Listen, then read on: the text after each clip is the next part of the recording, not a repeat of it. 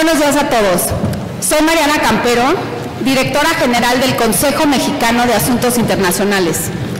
COMEXI es un centro de pensamiento dedicado a analizar, estudiar e informar sobre los temas de mayor relevancia para México y el mundo. Pero lo que buscamos realmente es influir en la sociedad, así como en la conformación de políticas públicas que afectan a México. Y de cara a una de las crisis de seguridad pública más severas que ha enfrentado nuestro país y que limita también nuestra interacción con el resto del mundo, que hemos convocado a un grupo de expertos, muchos de ellos miembros de COMEXI, para poder unirse y plasmar en el documento que hoy estaremos presentando todo su talento y expertise con el fin de brindar un diagnóstico, aportaciones analíticas y hacer recomendaciones útiles para todos aquellos que habrán de tomar decisiones en el futuro. Quiero dar las gracias a todos los que participaron en este grupo de trabajo. Especialmente agradezco a los 5 expertos que hoy nos acompañan, a Luis Herrera Lazo, director de COPAN, quien lideró, coordinó y ha sido el motor detrás de todo este esfuerzo, al embajador Benito Andión, a Etna Jaime, directora general de México Evalúa, a Lisa Sánchez, directora general de México Unido contra la Delincuencia, y a Jorge Tello, director general de Madison Inteligencia. Muchísimas gracias a todos por acompañarnos y por este gran esfuerzo.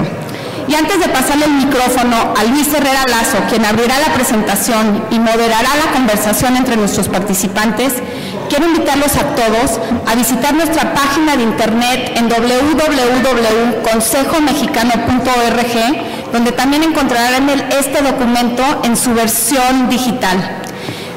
También quiero dar las gracias a Pepe Carral y a todo el equipo del Club de Industriales por su apoyo incondicional esta mañana y en todos nuestros eventos. Muchísimas gracias a todos por acompañarnos y bienvenidos. Gracias.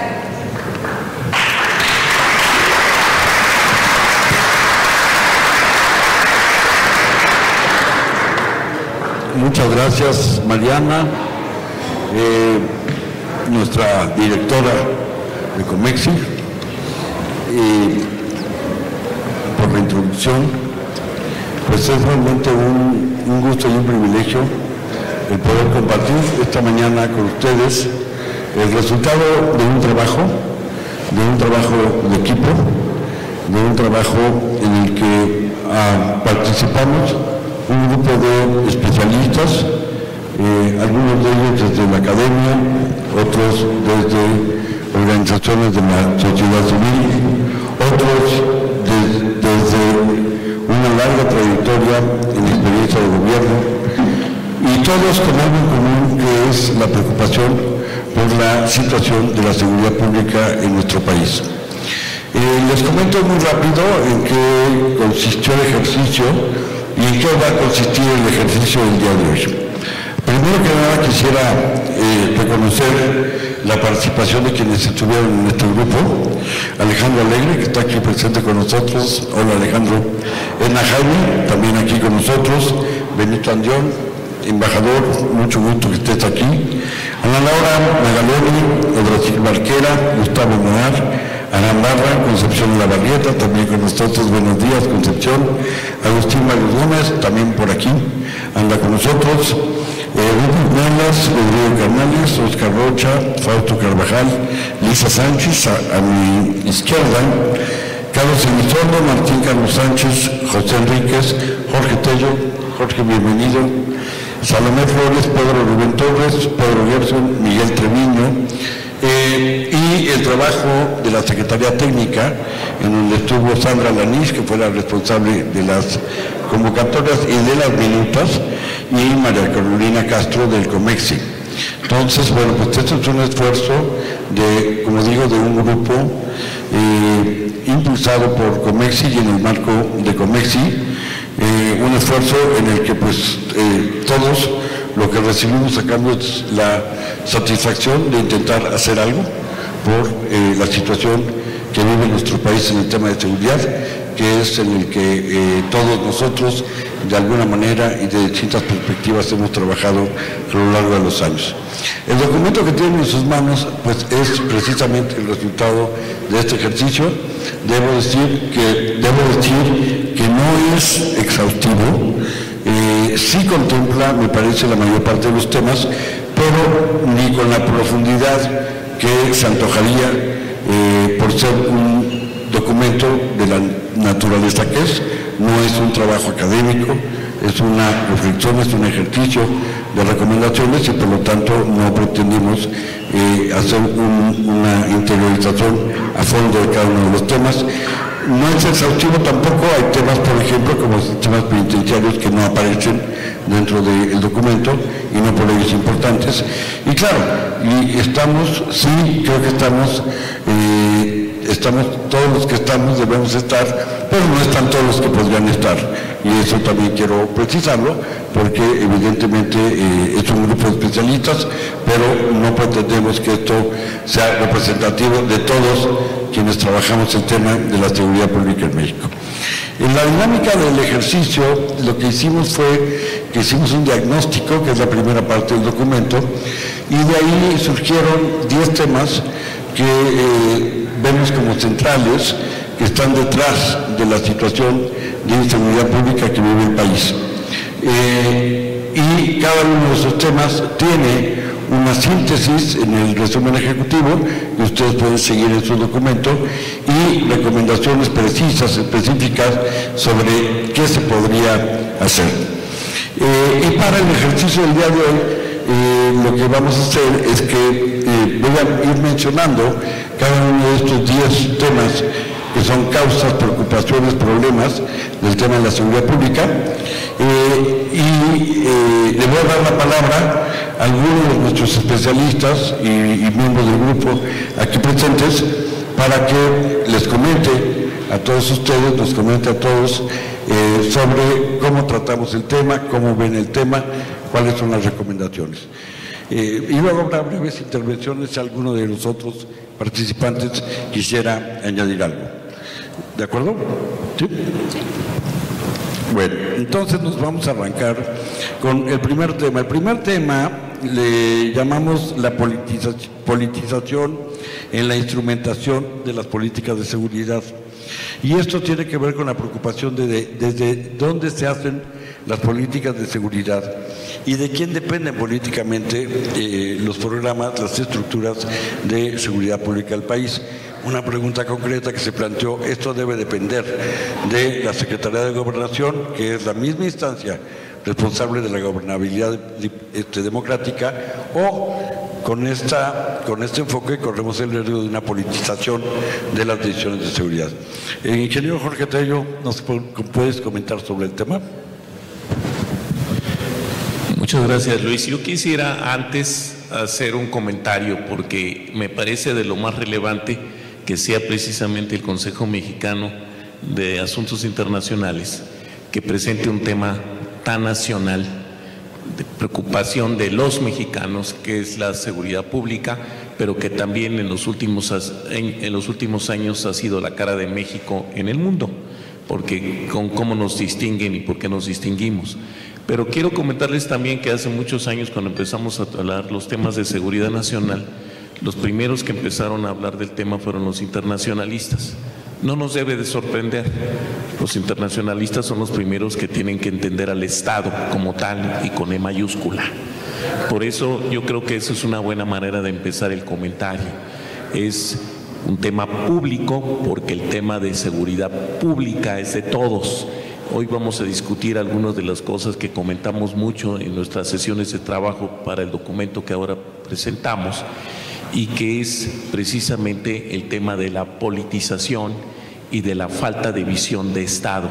Si se dan cuenta ustedes, en varios de estos 10 puntos que son la guía del trabajo, se va a hacer referencia al Estado y con base en ello encontrar su distancia al gobierno y a la política.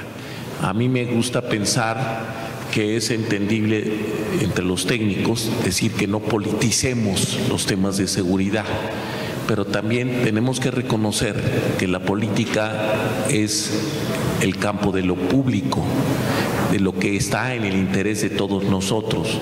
No nos puede extrañar que hoy sea materia de las campañas, de la oferta política que nos hacen los candidatos, el tema de la seguridad, que es un tema que nos preocupa a todos y que además todos sabemos algo del tema, porque pueden venir los especialistas de seguridad pública a darnos clase. Lo que nosotros sabemos para poder salir a la calle, para poder hacer negocios, para poder enfrentar una crisis como es algo tan grave como un secuestro o simplemente el pago de cuotas para poder hacer negocios. Todo esto son unos temas que se convierten en unos temas íntimos. ¿Cuántas cosas saben ustedes donde dicen prefiero que no venga la autoridad, esto lo voy a resolver yo? Y se convierte en nuestro tema, en el tema de todos los mexicanos. Yo creo que esa es la puerta de entrada de la discusión que tuvimos nosotros. Es un tema de todos, es un tema del Estado. Los temas del Estado no se votan, se suman todos. Somos los temas en donde estamos todos de acuerdo. Yo no soy promonárquico, pero reconozco que las monarquías modernas tienen una gran fortaleza, tienen una capacidad didáctica para distinguir al Estado del gobierno, al jefe del Estado del jefe del gobierno. Y era precisamente uno de los puntos que discutíamos aquí, cuáles eran los temas y la problemática que significaba que el jefe del Estado fuera el mismo que el jefe de gobierno, que es lo que tenemos nosotros en un sistema presidencialista como el nuestro. Sí, son dilemas. ¿Está hablando el jefe del Estado o está el gobierno? Yo no sé ustedes, pero a mí me gustó especialmente el mensaje reciente del presidente Peña, donde habló el estadista, donde habló el jefe del Estado, de los intereses de todos los mexicanos frente a otro Estado. Yo con eso abriría. Gracias, Jorge. ¿Alguien más quisiera añadir algo sobre este punto? Por favor, Lisa.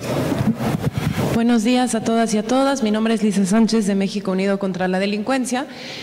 Yo quisiera añadir simple y sencillamente a lo que ya se dijo aquí, que parte de nuestra discusión también giró alrededor no solo de esa sana distancia entre el Estado y la política y el gobierno, sino también en términos de la institucionalidad y los operadores dentro de esa institucionalidad que tenían que hacer de la política de seguridad eso, una política integral, diseñada, estratégica, planeada, con visión, objetivos, indicadores que aseguraran su funcionamiento y su permanencia como política independientemente del cambio y las transiciones de gobierno y los periodos electorales y que permitieran también replantearse, evaluar, analizar cuál era ese diseño institucional y ese funcionamiento institucional que nos podría permitir, por ejemplo, una cosa que encontramos fundamental en nuestras discusiones, que era la profesionalización de los funcionarios, los servicios de carrera al interior de las corporaciones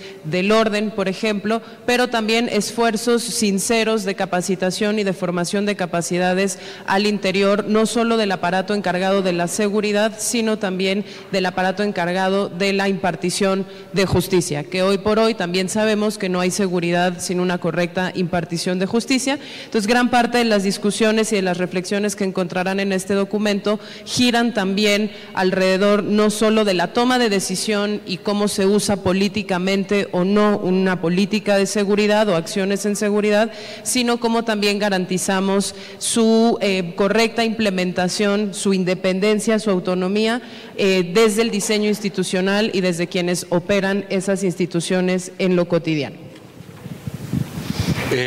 Gracias, Lisa. Edna, ¿querías añadir algo? Algo muy breve. Me dio mucho gusto trabajar con todos ustedes y ciertamente este equipo multidisciplinario nos permitió ver la riqueza de poder tener perspectivas distintas tratando de analizar un mismo fenómeno. Y creo que eso puede servir, quizá, para construir la política de Estado que necesitamos. Pero déjenme nada más decirle que desde mi perspectiva, no estoy representando quizá la visión del grupo, pues tenemos mucha política y pocas decisiones de Estado en lo que hemos visto en materia de seguridad en los últimos años. Y en buena medida eso explica los resultados que tenemos. Estudios académicos han mostrado cómo pues, distintos gobiernos han protegido a los partidos, a los gobiernos de su propio partido y descobijado a otros. Y esa lógica política va a estar en cualquier político. No esperemos que los perales nos den manzanas. La pregunta es cómo creamos marcos institucionales, mecanismos que hagan que los políticos nos hagan el menos daño posible. Y hay una reflexión en este documento al respecto. Y tiene que ver con la creación de una política de Estado. ¿Cómo podríamos articular las distintas piezas para construir de largo plazo una estrategia comprensiva, integral, que pueda guiar las decisiones en los distintos ámbitos de gobierno? Yo creo que esa es la aspiración de fondo de este documento y hay algunas propuestas concretas para llegar a ese punto deseado. Gracias. Muchas gracias, Edna. Bueno, sobre este punto, uno de los temas que recibió atención es el hecho de que es la pregunta de si la seguridad pública es una responsabilidad del Ejecutivo primordialmente o es una responsabilidad compartida de los tres poderes. ¿Cómo ves esto, embajador Andión? Bueno, me parece, muy buenos días a todos. Me parece que aquí la experiencia internacional debe ser tomada muy en cuenta. Una de las ventajas que tiene nuestro sistema federal es justamente esa separación de órdenes, de los tres órdenes, municipal, estatal y federal, por una parte, pero a eso se le agrega los dos fueros, el fuero federal y el fuero común, lo que viene a abonarse con una infinitud de leyes que en ocasiones son hasta contrapuestas. De manera que en otros estados en donde, por ejemplo, el caso Colombia, hay una Policía Nacional, o en Chile, una sola Policía Nacional, un cuerpo de carabineros, una legislación uniforme, en estos estados centrales resulta muchísimo más sencillo la aplicación de este tipo de leyes, o cuando menos su uniformidad a la hora de tratar de hacer un esfuerzo nacional y colectivo respecto a esto.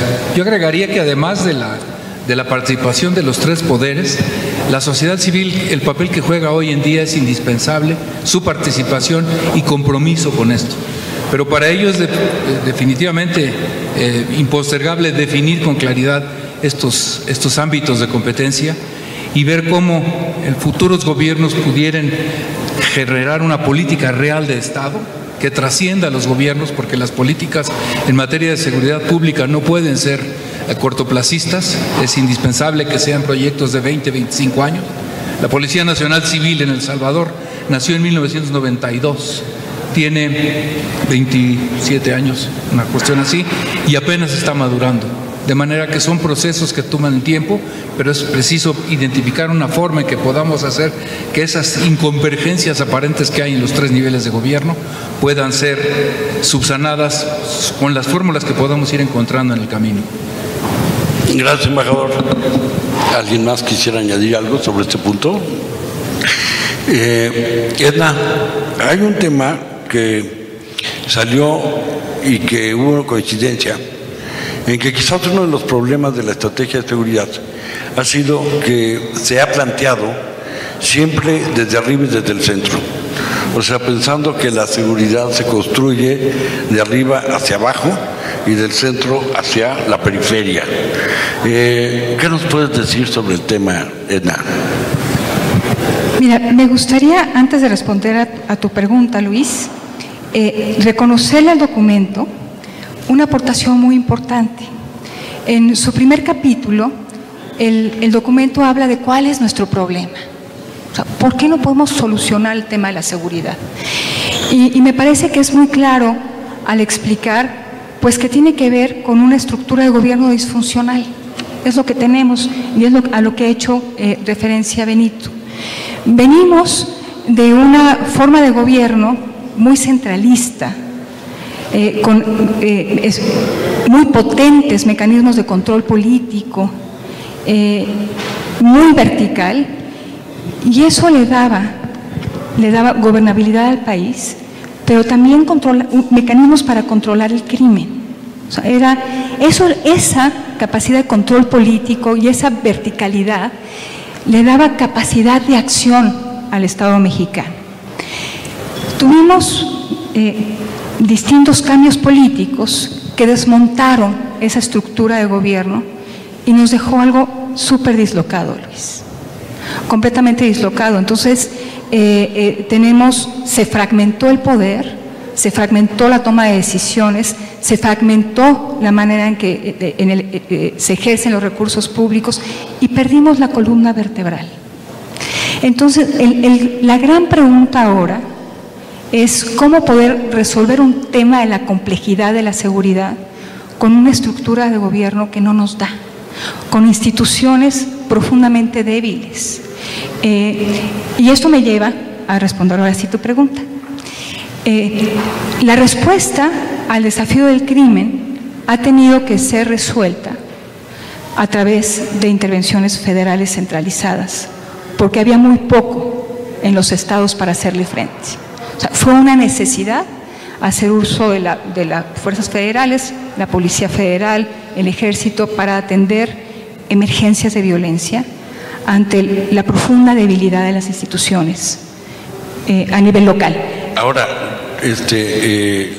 la queja está en que si el 90% de los delitos son del orden común, sí, y qué es lo que le preocupa a la ciudadanía, que es la seguridad de su circunscripción, de su entorno, entonces, ¿en dónde queda esa estrategia?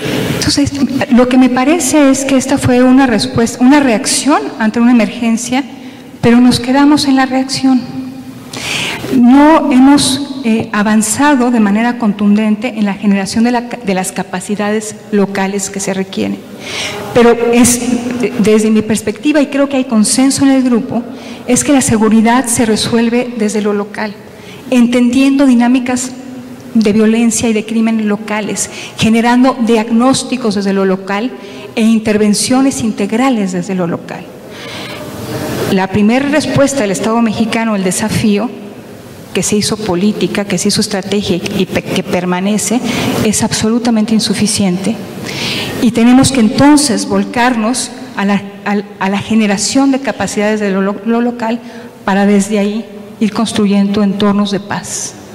Me parece que es otra gran aportación de este documento, reconocer a los actores locales, y no solamente me refiero a los gobiernos locales, sino la comunidad, una diversidad de actores sociales que pueden contribuir a la construcción de paz. Ese es el vuelco que tenemos que dar, pero sí necesitamos crear un piso de capacidades básicas para poder hacerlo. Gracias, Edna. ¿Alguien quisiera añadir algo en este tema? Jorge, por favor.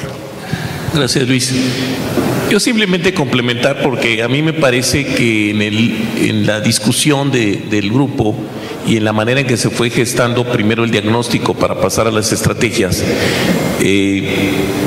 ustedes van a ir viendo cómo se genera, partiendo de la lógica del Estado, donde todos tenemos que participar, la importancia del legislativo, la importancia del ejecutivo, pero por supuesto también de la sociedad civil, llegar a primero a definir los elementos básicos del modelo, del que más adelante volvemos a retomar. Es cómo queremos ser, quiénes somos, Estado, y cómo queremos ser.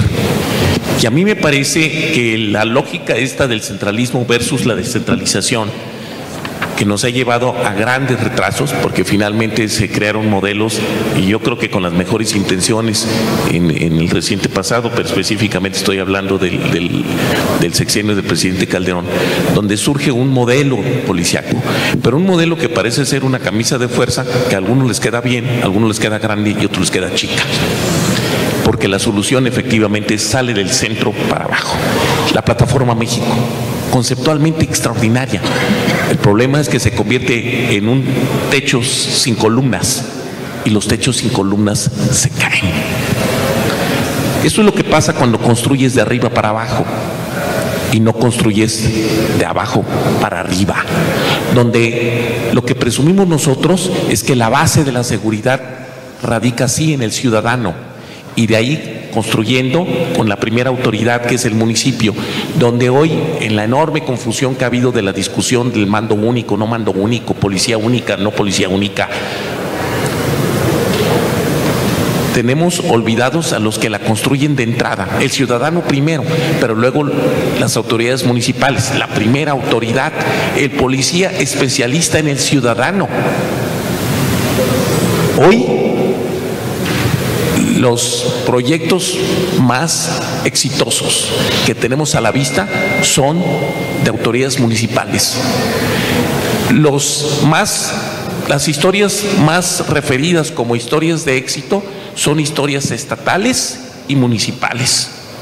Y hemos oído hablar del caso de Nuevo León, y oímos hablar del caso de Ciudad Juárez, y el caso de Tijuana, siguen siendo ciudades y estados. Los grandes proyectos, tenemos un gran proyecto que es la Policía Federal. Acuérdense, la Policía Federal finalmente empieza a construirse al final del sexenio del presidente Zedillo, tan joven como eso. Antes de eso no teníamos una Policía Federal que articulara todos los temas.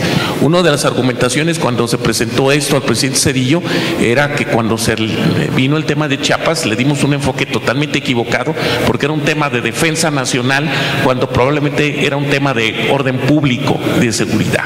Pero hasta ahí. Muchas gracias, Jorge. Bueno, en esta tónica, ciertamente que surge la pregunta de la vinculación entre la seguridad pública y el tema de la justicia y el sistema de justicia, pasando por un tema muy delicado que es el tema de la corrupción, considerando el tema de la impunidad como una precondición de la corrupción y cómo se vincula todo esto. Fue uno de los temas sin duda centrales de nuestra discusión. ¿Nos podrías comentar, Lisa, sobre el tema? Claro que sí. Bueno, evidentemente yo creo que todos los asistentes aquí lo compartirán. El tema de impunidad y de corrupción es sin duda una de las preocupaciones más grandes y también uno de los fenómenos que más nos ofenden como ciudadanos.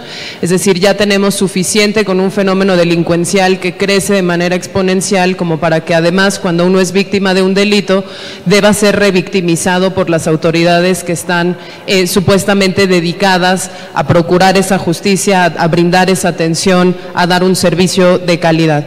Y ahí nosotros nos enfocamos pues precisamente a abordar el tema de cómo estaban nuestros ministerios públicos, nuestras fiscalías, nuestras salas de oralidad, cómo estaba funcionando nuestro nuevo sistema de justicia penal acusatorio, cómo estábamos capacitando y formando precisamente a esos operadores. Yo quisiera tomar 30 segundos para contarles nada más una historia de cómo la sociedad civil ha estado participando en estos monitoreos, intentando dar respuestas también desde la operación y desde la observación y los monitoreos ciudadanos de nuestras autoridades. Y es, por ejemplo, el hecho de que hemos aplicado desde la sociedad civil alrededor de 400,000 encuestas de salida en ministerios públicos para evaluar la calidad del servicio. ¿Qué hemos encontrado? Cosas que debatimos en el grupo, Luis, y no me dejarás mentir. Por ejemplo, activa disuasión de la denuncia, ¿no? El llegar a una agencia del Ministerio Público y que desde el policía que te reciba en la entrada te diga, mejor no denuncie.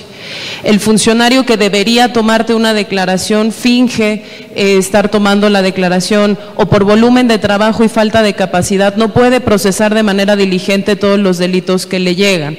Los ministerios públicos, las fiscalías que deberían estar atendiendo un volumen increíble de casos no pueden concentrarse en ellos precisamente porque no tienen el capital humano, la infraestructura, la capacitación para poder hacerlo.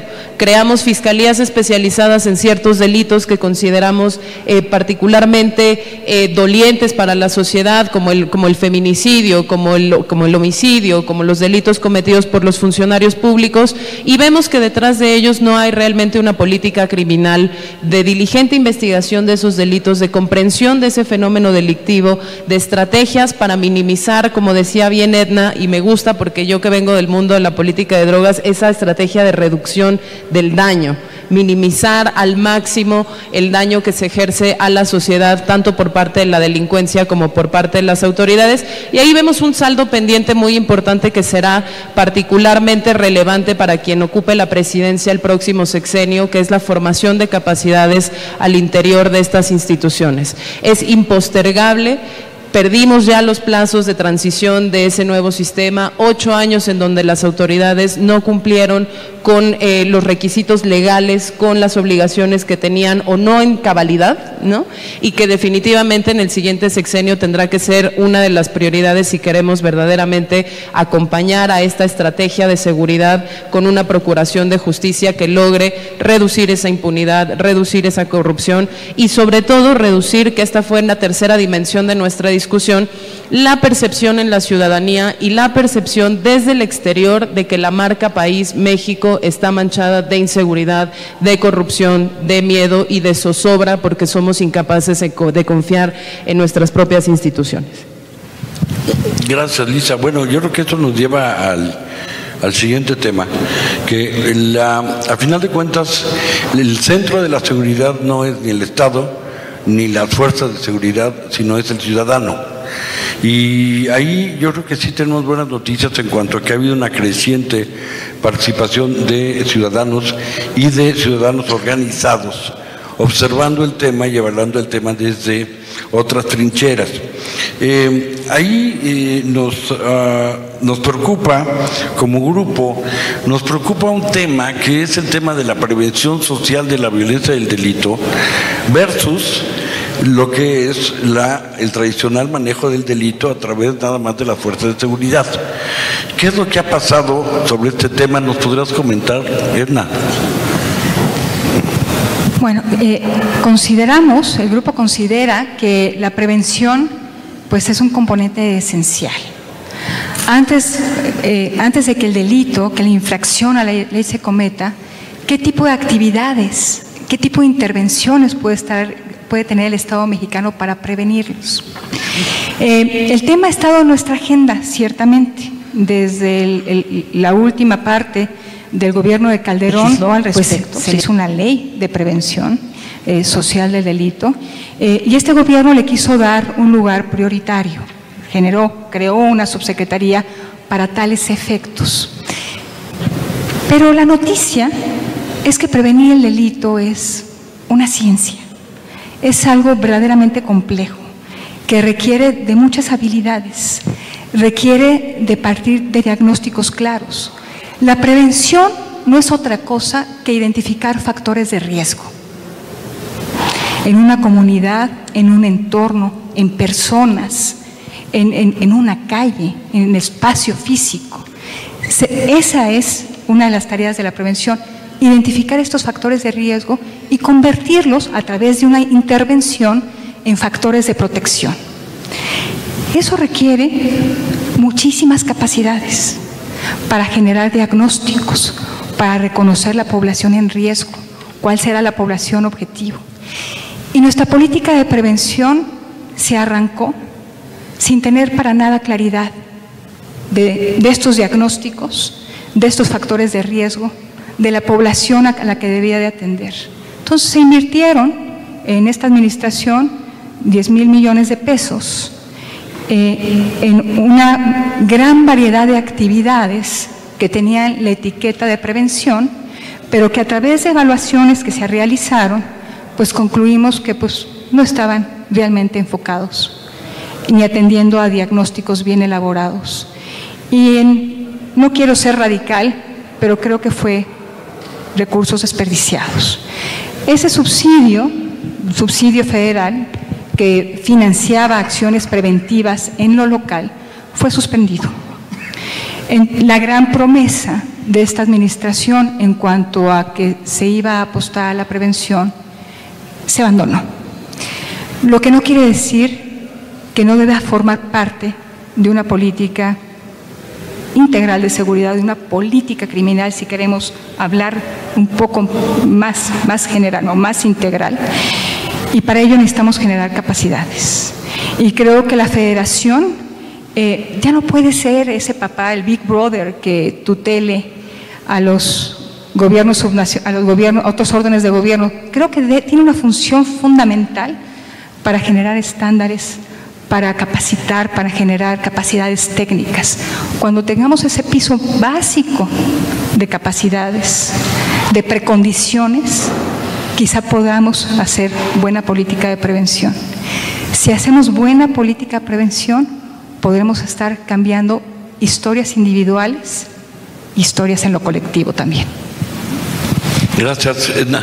Ahora, esta evolución, más allá del enfoque que se adopte, todo está dentro de un marco institucional. Ya comentaba Edna que uno de los problemas actuales del país es la debilidad de las instituciones.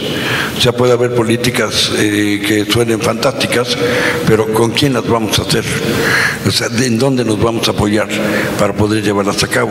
Ya comentaba también Liz el problema de la profesionalización.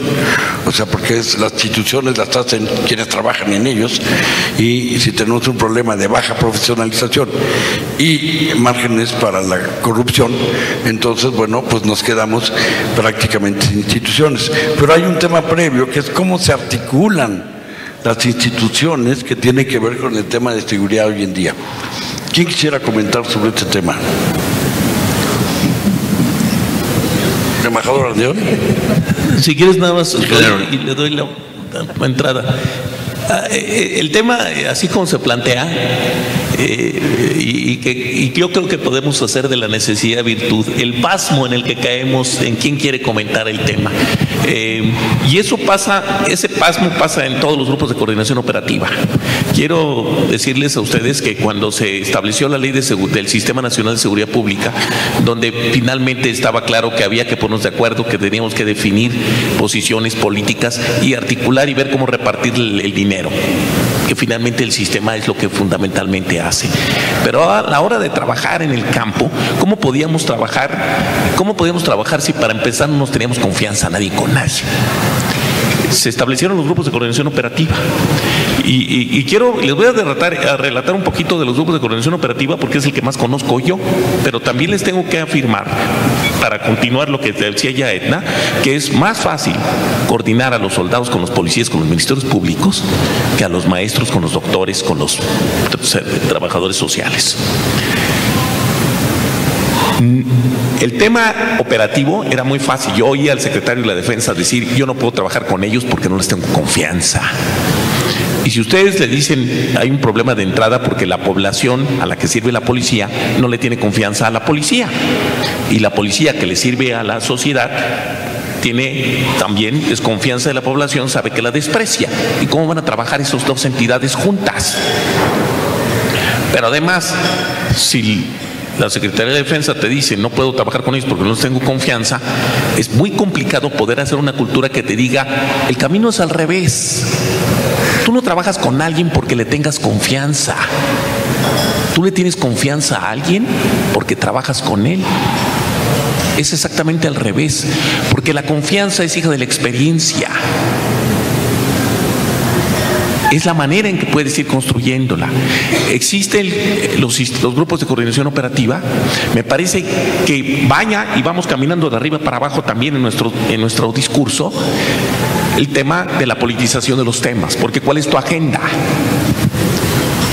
Compartimos agenda porque tenemos objetivos generales, porque somos parte del mismo Estado al que queremos construir entre todos y podemos estar articulándonos y sumando. El tema es cómo nos articulamos. ¿Cómo se articulan ustedes con sus vecinos? ¿En el condominio o en la cuadra? ¿A cuántos de las cuadras conocen? Yo quiero ver en seguridad pública en cualquier país desarrollado que se pare un extraño en la esquina a ver cuánto tiempo pasa antes de que un vecino llega y le dice: ¿y usted qué está haciendo aquí? Seguramente nosotros contestaríamos: ¿y a usted qué le importa? Y en esos países te diría: sí, señor, a mí me importa porque yo vivo aquí y yo no sé qué está usted haciendo ahí parado. Y si no le responde satisfactoriamente y probablemente te dé direcciones, ese vecino va a ser el primero que le va a llevar a la policía y decir: a ver, averigüe qué está haciendo ese señor parado en la esquina. ¿Qué capacidad tenemos nosotros de articularnos y adherirnos a un proyecto de conjunto? Y eso pasa como sociedad, y en la parte preventiva pues es muchísimo más complicado.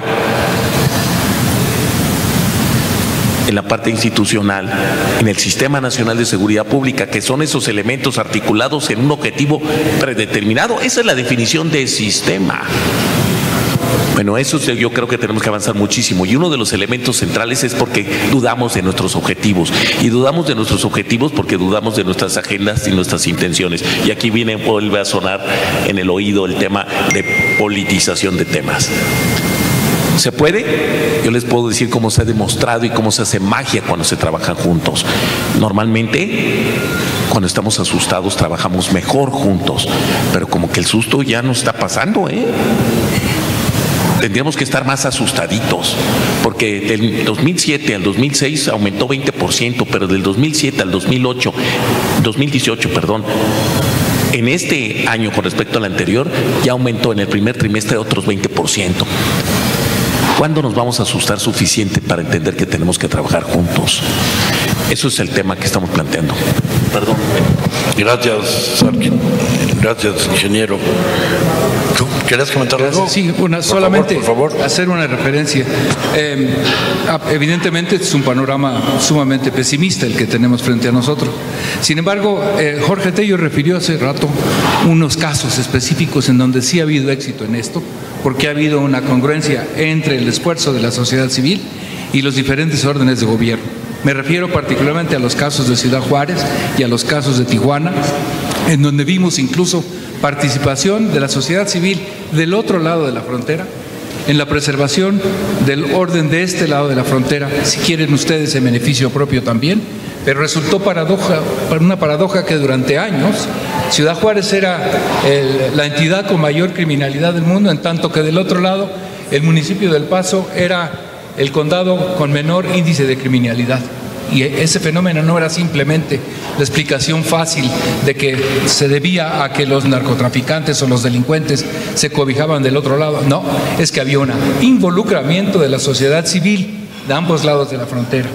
Y así se intentó y se hizo un esfuerzo conjunto prácticamente nacional para que el caso de Ciudad Juárez fuese un éxito. Hoy vemos, por supuesto, que hay recurrencia en los índices delictivos, en fin, pero el ejercicio tuvo efectos y han muerto menos jóvenes de los que morían antes, y justamente era uno de los objetivos principales de ese esfuerzo.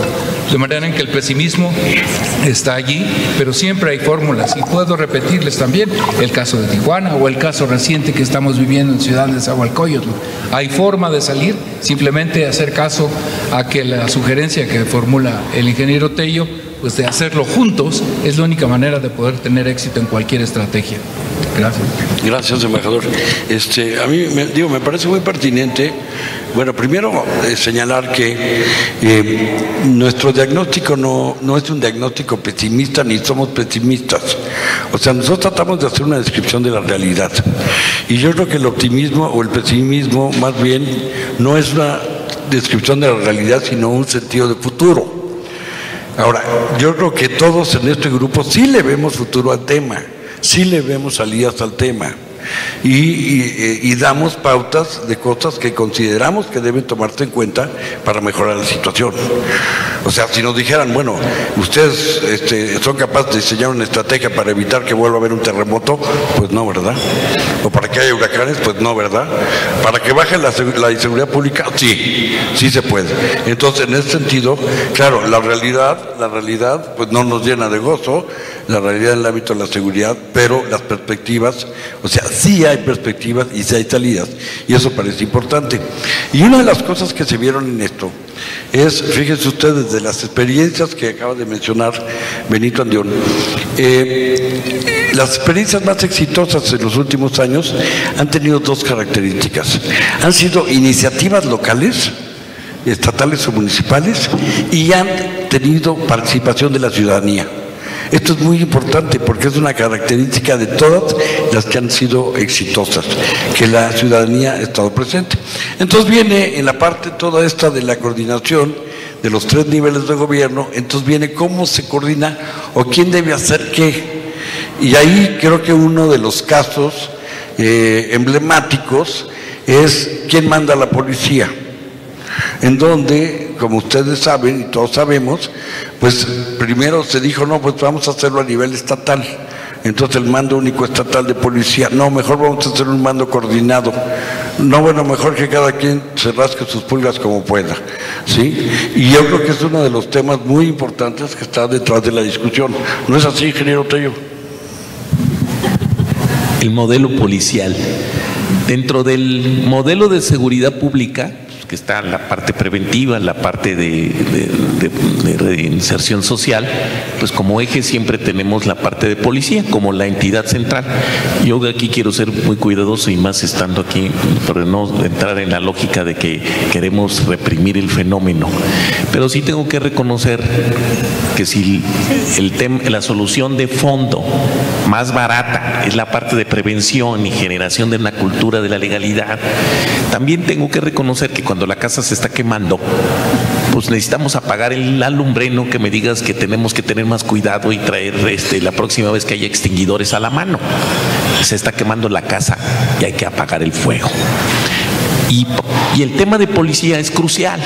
La policía, para empezar, yo creo que tenemos un problema conceptual. En el documento no se extiende tanto porque sí hablamos de los elementos básicos del modelo policial. Interesante, porque si ustedes ven el diagnóstico, decimos, cuidado con poner un modelo fijo y creer que todo tiene que ser igual en todo el país. Pero sí tenemos que tener un modelo nacional que nos asegure poder responder armoniosamente. No es gratuito que cuando habla el embajador Andión de los modelos de países que han tenido éxito en sus modelos centralizados, dices es más fácil. Pues sí es más fácil porque los países son más fáciles, con toda la complicación de Colombia. Es un país centralizado. Bueno, este país nuestro es una república federal y yo no creo que le podamos devolver a Yucatán el territorio que asumen que les toca de Campeche y Quintana Roo, o la playa al Estado de México. Los estados son lo que son. A mí me parece que tenemos que empezar por definir y tener claramente qué es la policía. ¿Qué es ser policía? Tenemos que tener claro el concepto, porque nos hace tanta falta cultura que si yo les digo, ahí viene un doctor o una enfermera, ustedes distinguen rápidamente. Si les digo un arquitecto y un albañil, distinguen rápidamente. Importantísimo la parte operativa. No hay casa sin albañiles, ¿eh? No vaya a parecer que desprecio algunos niveles. Pero hay una cultura que nos hace distinguir la parte táctica de la parte operativa de la parte estratégica. Distinguimos los niveles. Ya pasaron los tiempos del medioevo donde el arquitecto empezaba picando piedra y de aprendiz muchos años antes de poder diseñar una catedral. Eso era en el medioevo. Los arquitectos hoy no saben pegar tabiques. Y les puedo decir cómo les va a los arquitectos el primer año con los maestros de obra. Usted no sabe ni pegar tabiques. No, señor, yo no pego tabiques, yo soy arquitecto. Para pegar tabiques, para eso lo tengo usted. Y en seguridad, si yo les digo, va a venir un policía, ¿cuál es la imagen de policía que tenemos nosotros? Recientemente un cliente me dijo, oye, si la parte de seguridad sí le damos mucha importancia y cuidamos mucho a nuestros elementos de seguridad, cuando tienen tiempo libre los dejamos lavar coches. Pues sí, ese es el perfil de la gente de seguridad, los que lavan los coches. Pues entonces, date por bien servido si te cuida y te abre y te cierra la puerta. Pero no pienses que te hace un análisis de los riesgos a los que está sujeta y que te lo puede ayudar y saber si necesitas una cámara, una barda o un perro, o simplemente educación de que cierre la puerta a cada quien que pase. Necesitamos un modelo de policía, pero necesitamos saber qué es ser policía. Policía, si el policía es el instrumento de gobierno para el uso de la fuerza legítima, porque la policía te tiene que meter la mano. Y es diferente el policía municipal, que es el experto del ciudadano, que es el que te dice, no puedes tirar la basura, deja pasar al vecino primero que tú, bájale al radio. No he hablado de delitos. El policía municipal es el policía cívico. ¿Cómo ven ustedes al policía cívico cuando pasan ahorita con metralletas? ¿Para poner la basura en su lugar? ¿Para ayudarnos a las elementales bases de la convivencia? ¿O está claro que ellos también están corriendo persiguiendo bandidos? ¿Qué es lo que esperamos de cada nivel de gobierno? ¿Cuál es esa policía y qué tiene que hacer cada cual para que sepamos a quién llamar? Tenemos que saber qué es la policía y para qué sirve la policía. Y desde luego la policía de Cancún seguramente tiene que ser diferente que la policía de la Tarahumara. Tenemos que entender qué es para poder trabajarla juntos. Y este es el primer elemento que estamos planteando nosotros hoy, diciendo, necesitamos construir instituciones sólidas, necesitamos construir una profesión de lo que hoy, hasta ahora, no ha dejado de ser un simple oficio. Gracias, Jorge. Bueno, pues yo creo que ahí está el tema de la policía del mando único, que es un tema que resulta fundamental, no menos que otro tema que es primo, ¿verdad?, que es el papel de las Fuerzas Armadas en las tareas de seguridad pública, que sin duda ocupó un buen rato de nuestra atención, sobre todo en tiempos más recientes, en donde se propuso y se pasó una ley de seguridad interior que tiene que ver precisamente con la actuación de Fuerzas Armadas en las tareas de seguridad pública. Decía el ingeniero Tello, a ver, ¿quiénes son y qué hacen? Bueno, ¿quiénes son los militares y qué hacen? ¿Y les corresponde o no les corresponde tareas de seguridad pública o no? Y bueno, ¿quién mejor que una voz femenina para comentarnos el tema? Lisa. Sin duda fue un tema que nos ocupó muchísima discusión. Fue uno de los temas en donde además se expresaron las posiciones más diversas dentro del grupo, como sucede también en la discusión pública que a lo largo de más de un año hemos tenido en el país, precisamente como consecuencia de la discusión y posterior aprobación de la Ley de Seguridad Interior. Y ahí nosotros en el grupo rescatamos varios elementos. Uno, y se aborda en el diagnóstico. Yo de verdad recomiendo el capítulo 1 y 2 de este reporte como realmente el mejor aporte del documento.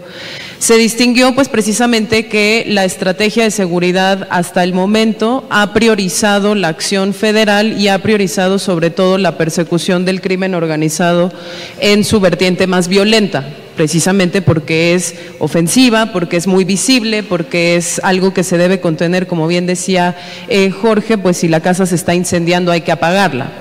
Pero también se discute en ese documento que no es la única cosa que se debe de hacer y que precisamente una política de Estado tiene que estar atendiendo al mismo tiempo el fenómeno comunitario, la conexión con la política social, el orden, el fuero común del que hablaba el embajador, al mismo tiempo que el combate o la disminución del crimen organizado.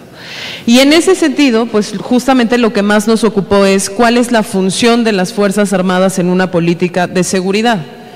Constitucionalmente se supone que las Fuerzas Armadas deben estar en tiempos de paz restringidas a la protección de la seguridad nacional. Históricamente y de facto los hemos ocupado para también cumplir tareas de seguridad pública, y hay algunos puntos en el país en donde vemos soldados dirigiendo el tráfico. Entonces, gran parte también de esa reflexión giraba en torno de si estamos utilizando a las Fuerzas Armadas para lo que sirven mejor, o si en realidad también las estamos desplegando en suplencia de esas instituciones civiles que no hemos sabido construir o no hemos querido construir. Y si es en suplencia, el escenario es muy grave, porque lo que da es todos los incentivos incorrectos para no fortalecer esas instituciones civiles que se ocuparán de ese 95% de los delitos, que se ocuparán de esas dinámicas locales, que se ocuparán de esas sinergias comunitarias, que se ocuparán de esas buenas experiencias a nivel de lo local. Discutimos mucho los pormenores de la ley, si era constitucional, si era inconstitucional. Discutimos mucho si la ley servía para el principal propósito para el que fue diseñada, que no era el tema necesariamente de mejor seguridad, porque incluso con el uso de las Fuerzas Armadas en la calle vemos que el fenómeno sigue sin poder contenerse. Les reconocemos obviamente su participación, reconocemos también el gran esfuerzo que se ha desplegado, pero la intención de esta ley pues también era darles certeza jurídica y eliminar ese vacío, ese limbo en el que estaban operando.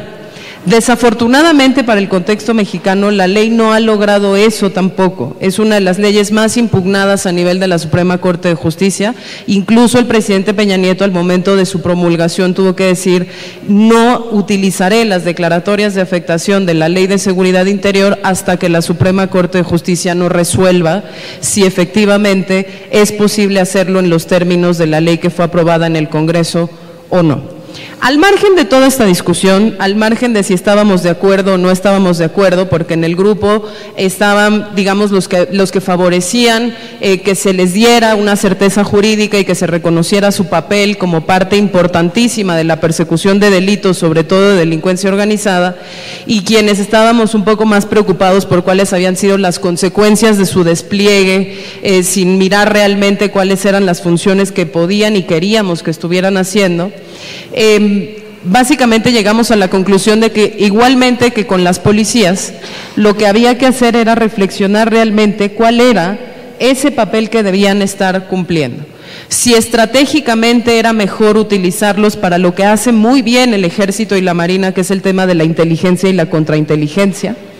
Si podíamos utilizarnos también como generadores de evidencia, como generadores de información a partir de la experiencia y el conocimiento de terreno que tienen, o si debíamos continuar utilizándoles también para el despliegue territorial y las operaciones de contención de esa criminalidad, independientemente también de los efectos negativos que en términos de percepción se estaban empezando a manifestar, aun cuando las Fuerzas Armadas continúan siendo la corporación más confiada por la ciudadanía. Toda esta reflexión obviamente nos lleva a determinar que para el siguiente sexenio y para los años a venir, esa discusión no puede postergarse y deberá incluir al sector jurídico, a las Fuerzas Armadas, a las comunidades, a los expertos en derechos humanos, a las organizaciones de la sociedad civil y a la autoridad civil constituida con la obligación constitucional de garantizar la seguridad y la justicia en nuestras comunidades, de manera que su utilización lo que no haga sea perpetuar círculos viciosos de desresponsabilidad política, de desresponsabilidad institucional, de mayor confusión de funciones, ¿no? Que justamente en el apartado anterior hablábamos de cuáles son los límites, el diseño institucional está bien hecho, no está bien hecho, se duplican funciones, se generan vacíos institucionales, y poder a partir de esa discusión realmente o hacer las modificaciones legales pertinentes que puedan devolver a las Fuerzas Armadas al rol que les compete y que queremos que sigan cumpliendo, o si verdaderamente lo que tenemos que replantear es completamente toda la estrategia y asumir pues tanto los costos políticos, institucionales y sociales que eso podría tener. Entonces fue una discusión muy rica. Yo agradezco en particular la apertura del Consejo Mexicano a esas expresiones de disenso. Agradezco además muchísimo que se hayan podido solventar de una manera muy profesional, y les dejamos el documento para que ustedes también nos ayuden a alimentar esa reflexión que creo que es fundamental para los años a venir. Muchas gracias, Lisa.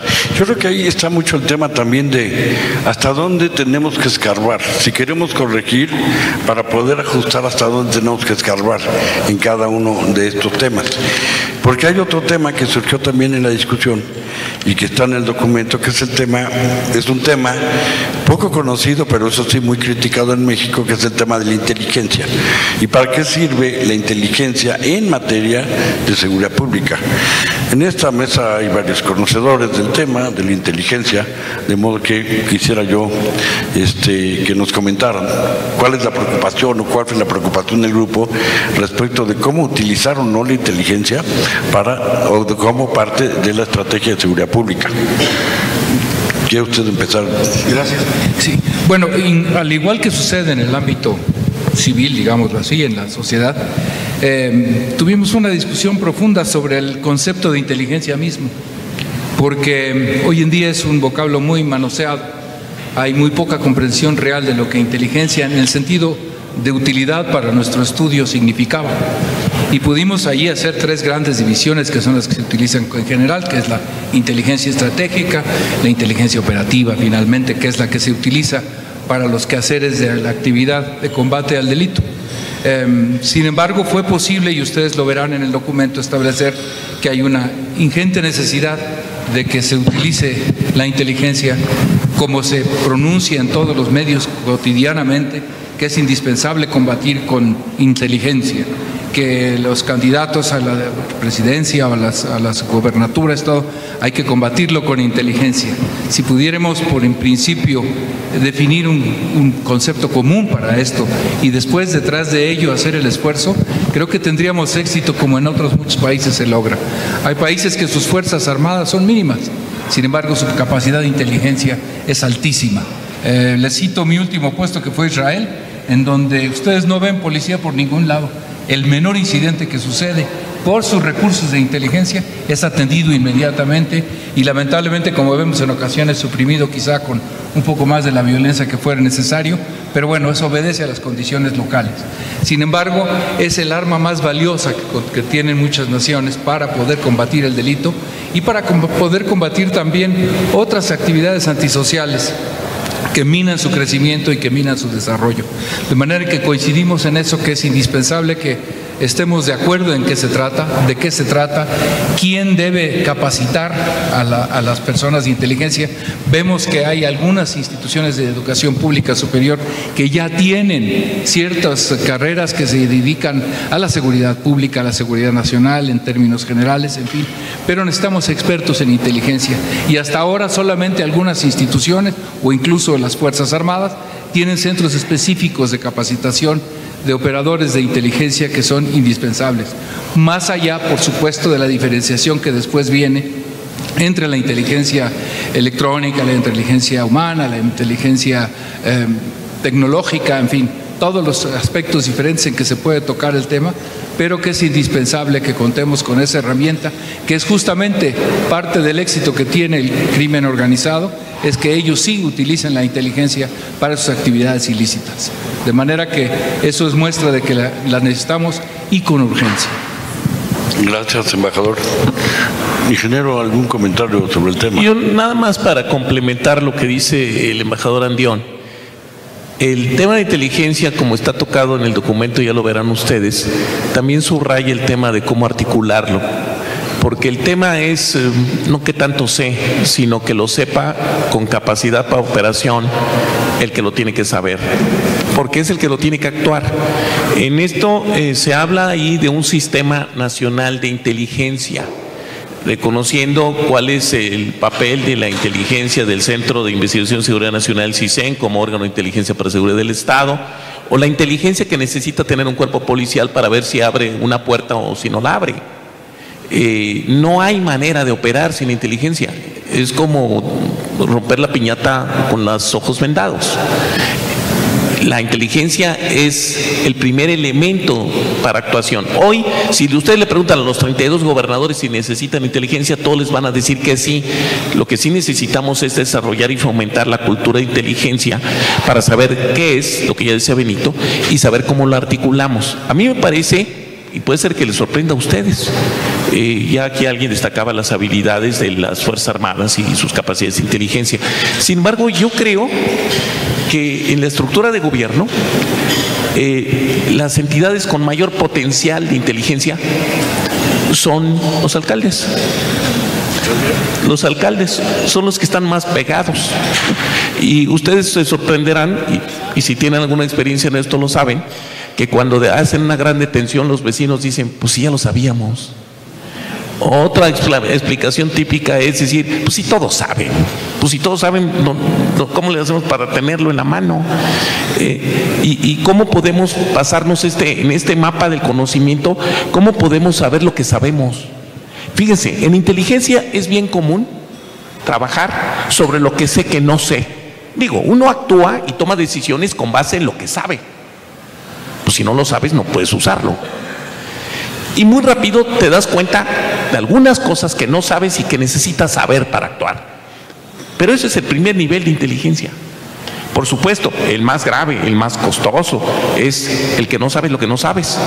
Eso que nos hace exclamar, no la vi venir. Pero hay en el campo de conocimiento un campo grandotote y bien barato. Lo que sé, lo que no sé, ¿qué sé?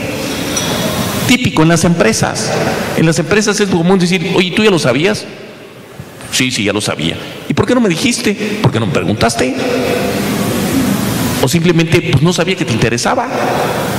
Bueno, así pasa en las comunidades. Los alcaldes saben todo. ¿A poco la gente de limpia no sabe? La gente de limpia, los que barren las calles, ¿ustedes no saben quién fue a cenar? ¿Creen ustedes que no saben quién fue a cenar? ¿Con quién durmió Juana? Si llegaron los muchachos, si no, todos saben. Antes de tocar la basura siquiera. Y esa información es del alcalde. Hay un montonal de información desperdiciada. Lo que no tenemos es capacidad y esa cultura de articularla y tenerla para tomar decisiones y poder hacer que el rayo láser caiga y digan, ¿cómo supo? Con el sistema de inteligencia.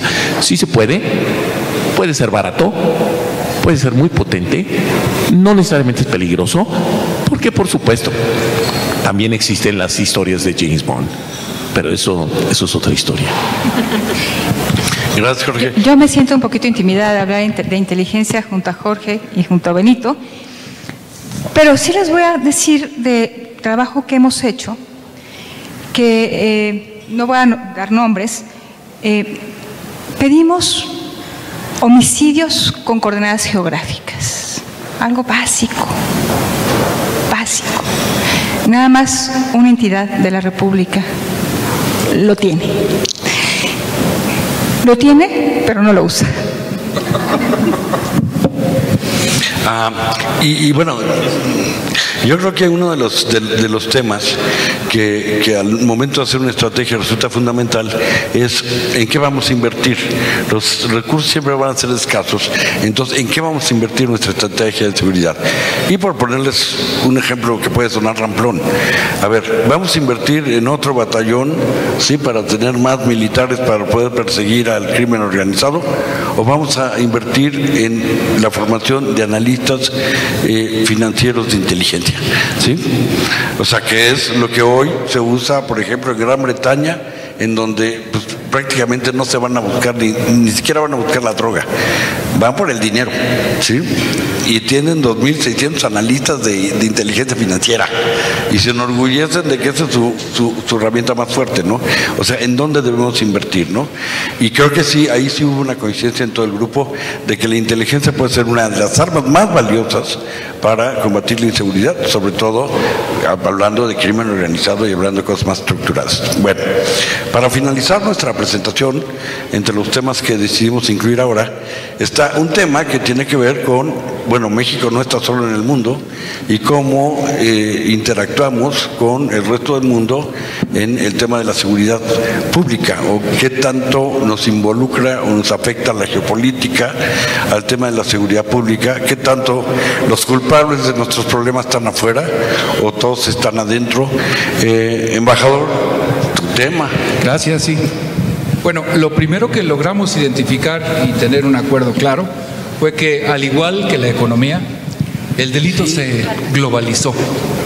Es decir, dejó de ser un simple fenómeno como nos sucedía antes, de que México era solamente el paso de la droga que venía del sur del continente, y aquí no pasaba nada, aquí el consumo no crecía, aquí había crimen pero estaba controlado. Sin embargo, en el entorno internacional que vivimos, identificamos hoy que hay organizaciones delictivas mexicanas presentes en las Filipinas. En Malasia tenemos detenidos por estar operando incluso laboratorios localmente, y así en diferentes partes del mundo. ¿Y qué quiere decir esto entonces? Que debemos diversificar nuestra cooperación con otras naciones, más allá de la clásica que tenemos con Estados Unidos, o la que hemos tenido muy bien establecida con Colombia o con el Perú, por ejemplo. Es imprescindible buscar otros horizontes en donde han tenido experiencias difíciles y en donde han sorteado esos obstáculos con éxito. Por mencionarles el caso Portugal, por ejemplo, simplemente con las medidas de posesión de cantidades mínimas de drogas que pueden tener los portugueses, ha cambiado la fisonomía del delito del narcotráfico en ese país. Después de que durante muchos años fue también un camino de paso desde África para entrar por Portugal, ir por España y diseminarse, esa legislación y ese trato que se le ha dado al delincuente como enfermo y no como un consumidor, ha venido a revolucionar y a cambiar. Ese sería uno de los ejemplos, pero hay otros más, no necesariamente muy apegados a los derechos humanos, pero que han tenido éxito. No quiero mencionar el extremo, por supuesto, de las Filipinas, evidentemente, pero sí hay en donde la reglamentación, la legislación existente para cierto tipo de delitos que no son, digamos así, derivados en personas que participan y que evidentemente no tienen la misma culpa de quienes son sus precursores, ahí podría tenerse una nueva visión de cómo tratar al delincuente y de cómo tratar al auténtico, digamos, miembro de un cártel o de una organización que hoy son muchísimo más que cárteles, ¿no? De manera que pudimos también identificar que hay que revisar la política de cooperación con Estados Unidos. Hay demasiada desconfianza entre instituciones y entre agencias. Hemos visto que desde la llegada del nuevo gobierno en Estados Unidos ha habido una modificación en los intercambios, si bien no debe desaparecer y no desaparecerá porque es indispensable la cooperación, el intercambio de información, es necesario redefinir cuáles serán las relaciones, quiénes deben ser las instancias responsables de ello.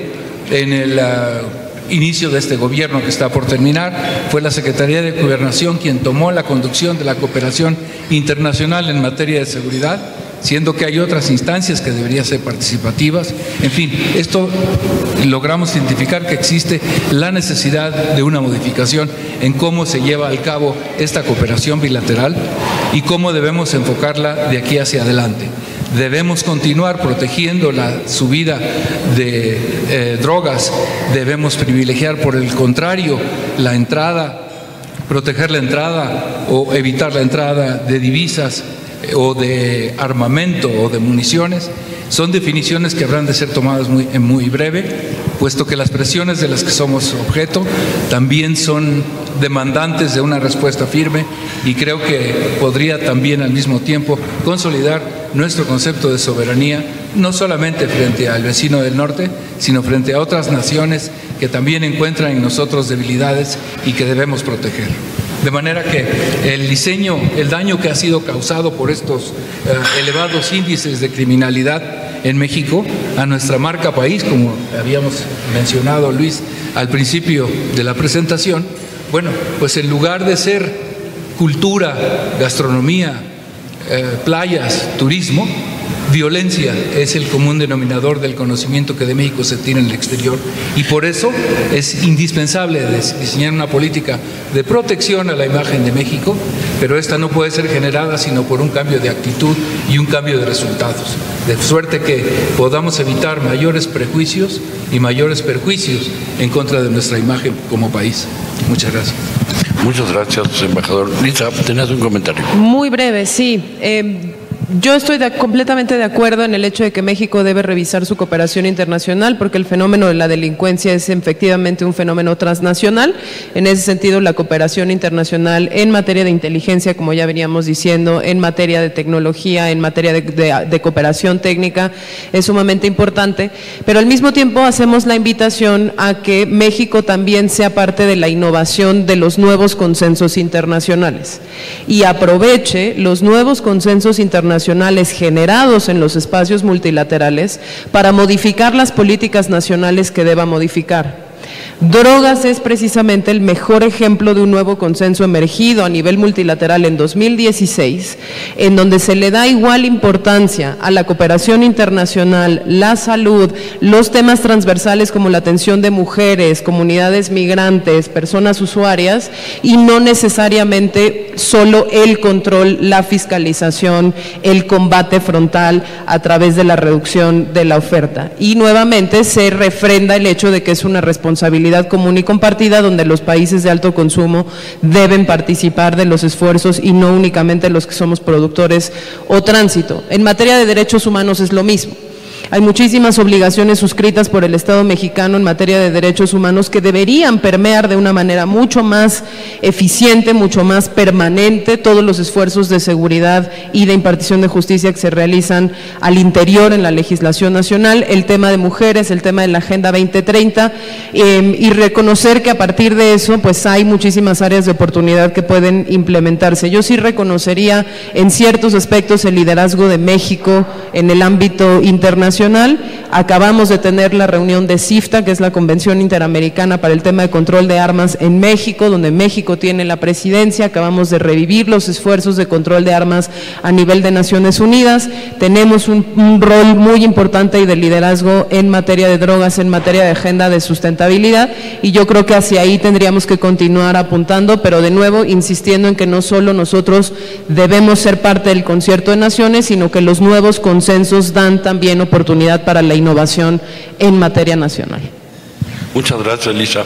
Bien, pues como señalé al principio, no somos, el ejercicio no es exhaustivo. Lo que les hemos mostrado el día de hoy pues son algunos de los hallazgos o de las reflexiones que consideramos más importantes para el presente y para el futuro del tema de la seguridad.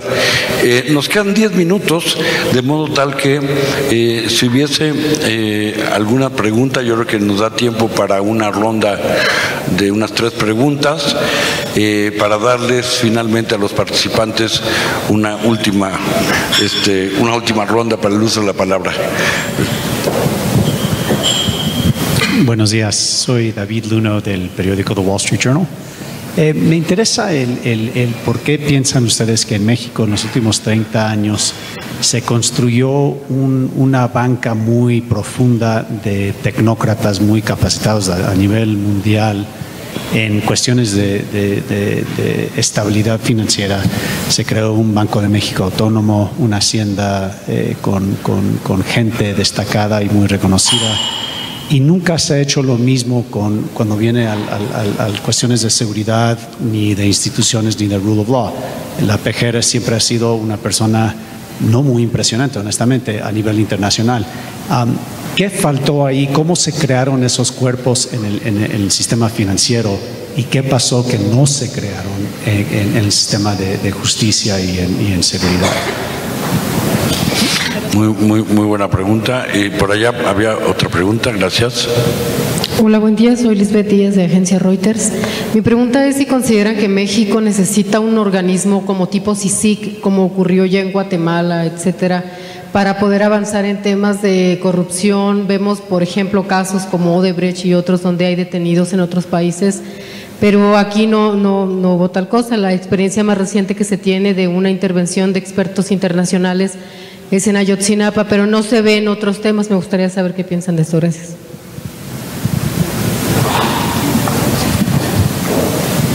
Gracias. Bernardo Méndez, de Fundación Promigrante América Sin Muros.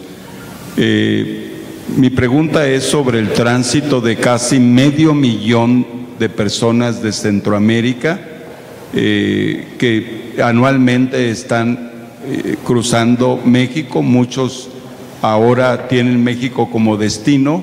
¿Cómo observan para todo el equipo del documento de estrategia de seguridad pública y de qué manera abordar el tema del tránsito migrante, especialmente por los abusos que se presentan, inclusive asesinatos de diversas orígenes, desde carteles de la droga hasta policías y personas de diversas agencias? Gracias. Muchas gracias. ¿Quién quiere empezar? La primera yo. Bueno, tienes una intervención, así que ahí di todo lo que quieras decir. No, me voy con la pregunta de lo que yo digo, la cultura de inteligencia. Eso que planteabas como, ¿qué pasó? ¿Por qué en algunos sectores sí pudimos desarrollar una cultura amplia y los cuadros profesionales? Si yo te digo aquí, si les digo aquí a la audiencia, le digo, pues ¿cuánto gana un CFO contra cuánto gana un CSO? Lo primero que van a preguntar, ¿qué es eso de CSO? porque el Chief Security Officer no está socialmente desarrollado. A mí me parece que no se desarrolló, que a diferencia de la parte de negocios y la parte financiera que se desarrolló una cultura fuerte, como en muchos otros campos en México, a mí me parece que en seguridad no. En seguridad dentro de estructuras de gobierno, y yo creo que mucho tiene que ver inclusive con las estructuras de poder en México, en el México autoritario vertical, donde no se desarrolló. ¿Por qué? Porque no se necesitaba. La verdad es que no se necesitaba. Le hablabas al gobernador, y si eres una empresa más grandota, le hablabas al presidente de la República y se resolvían los problemas. Y el gobernador le hablaba al policía y le dice: arrégleme eso y que no vuelva a pasar. Y hace rato hay muchas anécdotas mexicanas en ese tipo. Se arregló el tema, decía el caudillo. Sí, señor, está arreglado. ¿Arreglado? ¿Arreglado? Bueno, sí, señor, ya no lo va a volver a hacer. Dije arreglado. Y significaba enterrado. Bueno, esa cultura. Bueno, si hablo cuando se creó la Policía de Colombia, la Policía Nacional de Colombia se formó en 1900. La Policía Federal Mexicana se hizo en 2000, en el año casi 2000, en los últimos años del siglo XX. No se necesitaba. ¿Qué presupuesto le mete Colombia a los temas de seguridad? Más del 10% del PIB.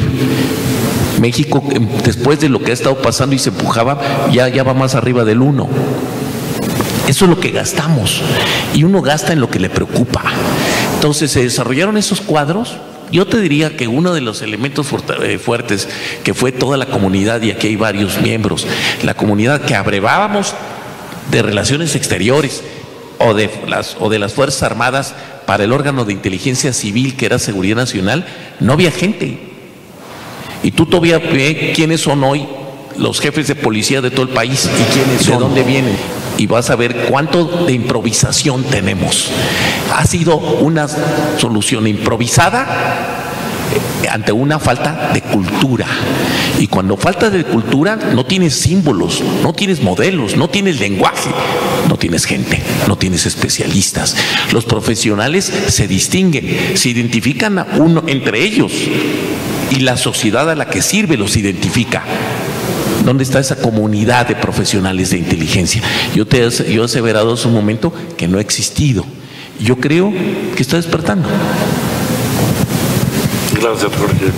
Bueno, añadir un comentario a lo que ya ha dicho Jorge, porque esto era un aparato de control político. ¿Para qué lo profesionalizas si te sirve a tus fines de gobernabilidad? ¿Para qué los profesionalizas si es para perseguir al enemigo y cuidar al amigo? Y esa lógica política es lo que tiene en el subdesarrollo y de control político a las instituciones de seguridad y de justicia, por un lado. La CICIG, no lo discutimos, ¿verdad, Luis? No lo discutimos en este grupo. No, el único componente que me parece atractivo de esa experiencia es que se generaron capacidades de manera más acelerada en un aparato de procuración de justicia que no las tenía. Se trajeron un grupo de fiscales, o sea, por decirlo de una manera, importaron la tecnología, importaron pues esta manera de generar capacidades de manera acelerada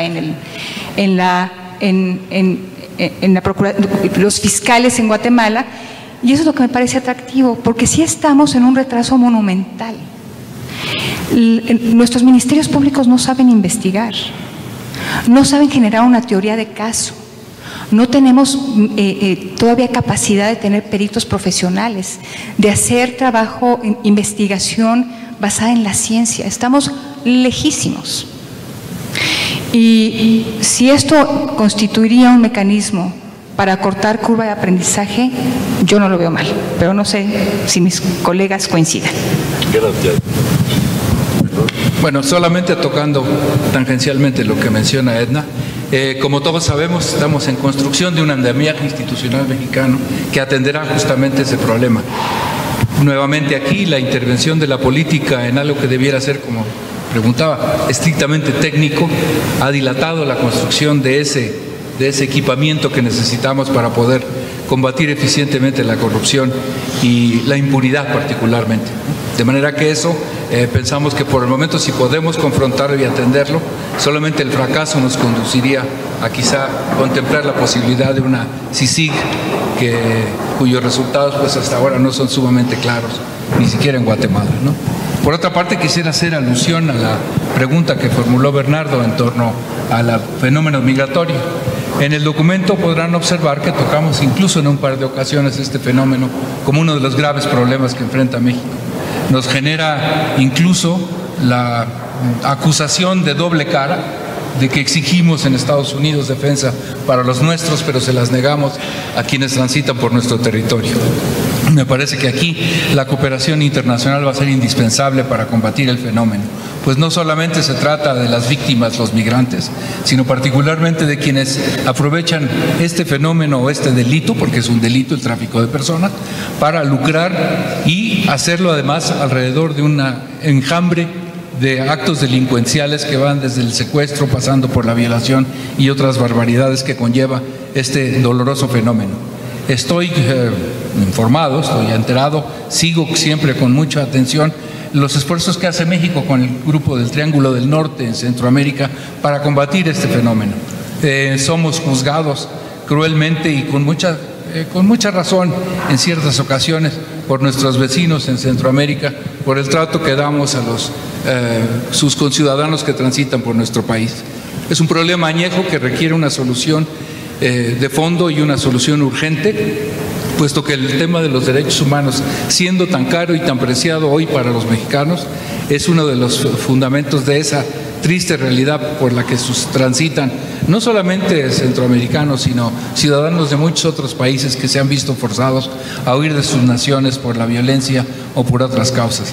De manera en que sí está contemplado allí y concluimos que solamente la cooperación internacional nos permitirá poder abatir este delito. En la otra forma, pues será a través de esta modernización de nuestros cuerpos de seguridad, a través de lo que podrá ser posible paliar esa dolorosa peregrinaje por el que tienen que pasar en nuestro país nuestros queridos hermanos de Centroamérica. Yo simplemente añadiría también en el tenor del tema migrante que una buena política de seguridad que sea capaz de combatir el fenómeno delincuencial y bajar la violencia es también una excelente herramienta para detener precisamente una de las principales motivaciones de los fenómenos migratorios y de desplazamiento interno, porque no olvidemos también que no solo tenemos el problema de los migrantes centroamericanos, sino los propios desplazados mexicanos, más de 2 millones por el tema de violencia, que permitirían precisamente pues tener un entorno muchísimo más favorable para que no se repita, por lo menos para garantizar la no repetición de los actos de violaciones graves a los derechos humanos cometidos en contra de estas poblaciones tan vulnerables. Y yo regreso siempre al tema de la capacitación, porque gran parte de la violencia ejercida por parte de las autoridades mexicanas en contra de los centroamericanos tiene que ver con una cultura de la discriminación y el estigma.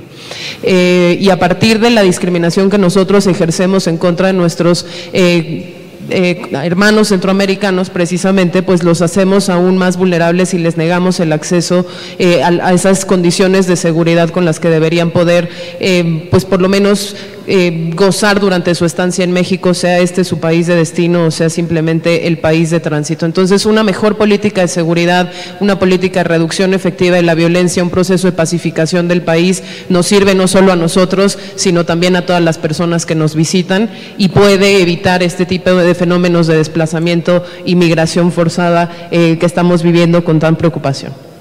Muchas gracias, Lisa.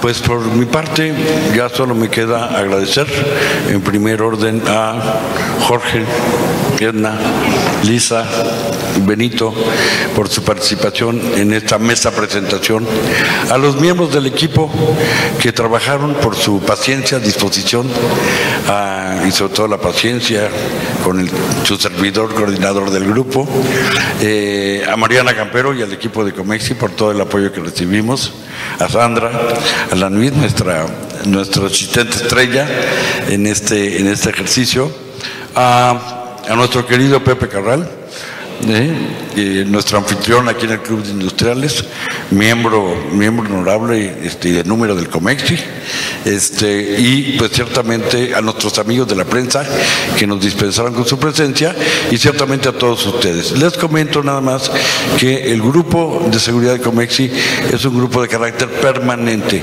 Este es un grupo que apenas inició el año pasado, que este es el primer resultado del trabajo del grupo, pero el grupo va a seguir trabajando, atendiendo temas de seguridad que desafortunadamente creo que van a seguir en la agenda como una prioridad de nuestro país por un buen rato. ¿Perdón? Muchas gracias a ti, Luis. Yo cuando veía los grupos de discusión decía, a ver qué va a salir de aquí, y salió algo muy bueno gracias a ti. Gracias a ustedes.